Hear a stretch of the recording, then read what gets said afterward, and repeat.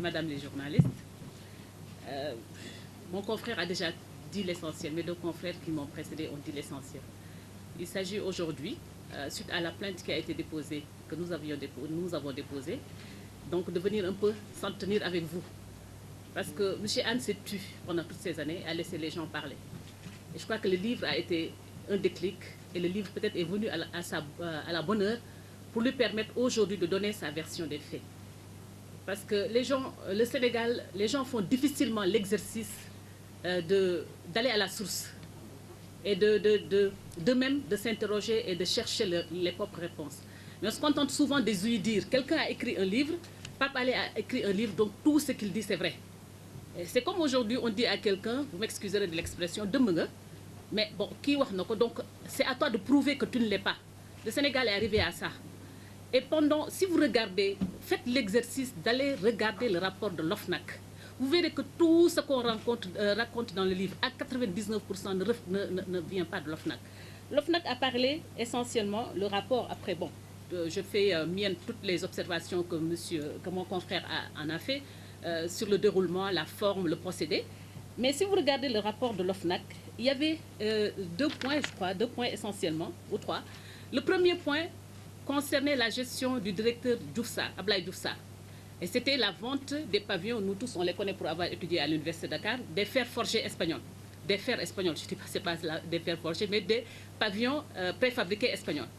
Et ces pavillons auraient été vendus à 150 millions. C'est le rapport de l'OFNAC qui le dit, ce n'est pas moi. Là, on incrimine tout simplement le commissaire-priseur, qui est un prestataire extérieur qui a vendu le fer. Je ne l'invente pas, M. Allais l'a repris dans son livre, mais en omettant sciemment de citer le directeur qui était là à l'époque. On dit que c'est le commissaire-priseur qui a commis un détournement de deniers publics. Le commissaire-priseur, sans pour autant avoir l'objectivité intellectuelle, l'honnêteté intellectuelle de dire que c'est sous le magistrat de Diouf Sarr. Ce point-là, il ne le précise pas, il l'a dit, répété, mais et d'autres points. Et le second point, qui est essentiel, qui vaut aujourd'hui, M. Anne, d'être poursuivi, en tout cas d'être vilipendé partout dans la radio depuis plus de 5 ans, c'est les subventions pour la visite du chef de l'État. C'était tantôt 89 millions, eux-mêmes ils se perdent dans leurs chiffres. Tantôt ils vous diront les 7 millions ont été justifiés, donc c'est pas 89, c'est 82 millions de subventions du COUD.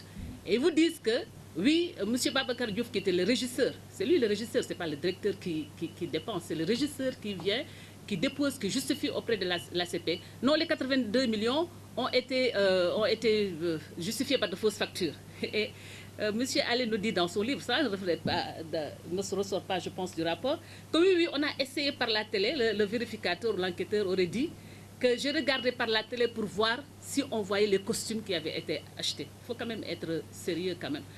Et voilà, on en fait maintenant depuis 4 ans. Le Modignan, quand il sort à la télé, des fois Sonko, des fois... Mais s'ils étaient mus quand même par les intérêts de la République, mais il y a combien de rapports, comme l'ont dit mon confrère? Combien nous a coûté l'autre ministre d'État qui est parti, qui a été condamné par la CREI, quelles que soient les critiques qu'on puisse en formuler contre cette juridiction?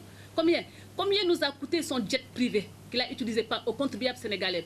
1 an, c'était presque avec son équipage. Pendant c'était 500 et quelques millions. Mais personne ne s'est acharné autant contre lui.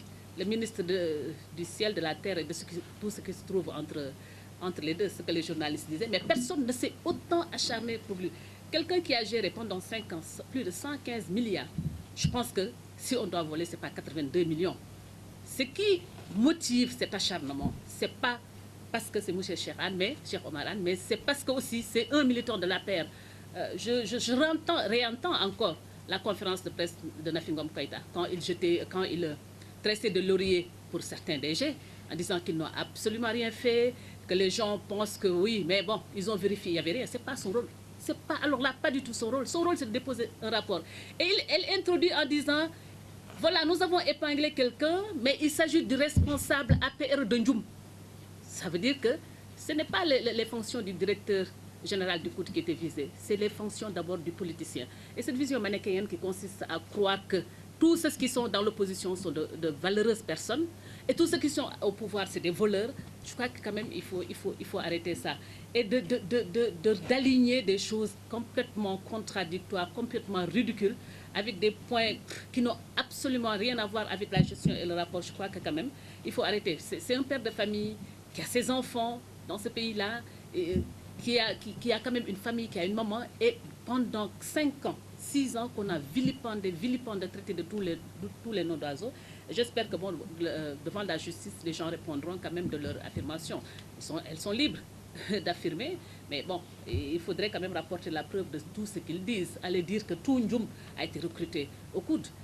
Une de ses belles-sœurs ou de ses nièces. Il y a combien le personnel du coude fait plus de 1000. Ils font plus de 1000, hein? Peut-être que les gens du coude sont là. Mais on lui reproche d'avoir recruté une personne. Et tous les directeurs qui viennent en général viennent avec leur équipe. Lui, et les gens du coude ne vont pas nous démentir. Il a travaillé avec les gens qui étaient là. Il a promis les gens qui étaient là. Il n'a amené personne dans sa valise. Il n'a recruté personne. On lui reproche d'avoir recruté une de ses belles-sœurs. Donc, c'est vraiment subjectif. Il n'y a aucune objectivité dans ce livre. Il n'y a aucune objectivité dans leurs attaques.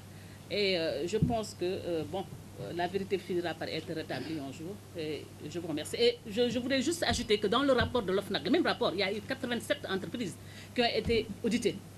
87. Mais vous n'entendrez parler que du coude. Et pourquoi? Que du coude. Parce qu'il a refusé tout simplement de répondre, de céder au maître chanteur.